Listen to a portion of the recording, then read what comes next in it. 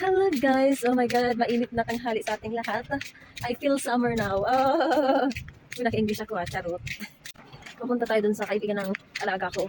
Kay mayroon daw siyang ibibigay na gift para sa mga apo ng alaga ko. So, pupunin natin. Ito na guys, nakuha ko ng bigat nga pala talaga. Oh, sweet naman ng kaibigan ng alaga ko.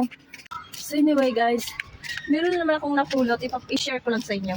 Ito, suotin ko kay panggalaki to. Ano siya, long sleeve. Ang ganda.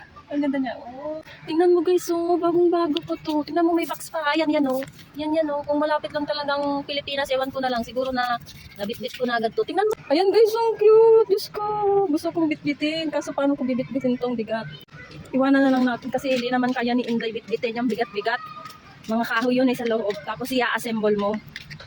Unang taon ko dito.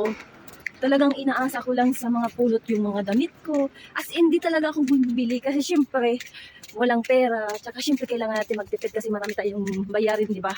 Talagang sabi ko sa'yo, kahit makabili man siguro ako ng damit noon, tig 10 shekel lang or 5. Ganun lang talaga. Pero kumisan hindi pa kasi nga, grabe. Tapos nang mga natapos ko na yung mga bayarin ko after 1 year, ayan, nakakapagsimula na akong makabili, paunti-unti, ganun. Pero wala kayong napupulot ko, ang gaganda, at saka mga branded pa, kaya sino naman ang hindi kukuha noon, kahit na siguro may pambili ako, kukunin ko pa din yun. Di ba? May natapon dito, ayan oh.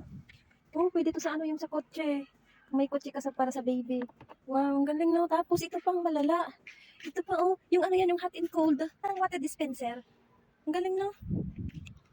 Oh, naku, kung pwede ko lang talaga to idala, dadalhin ko talaga to. Kaso ang hirap kasi magbitbit, ang bibigat eh.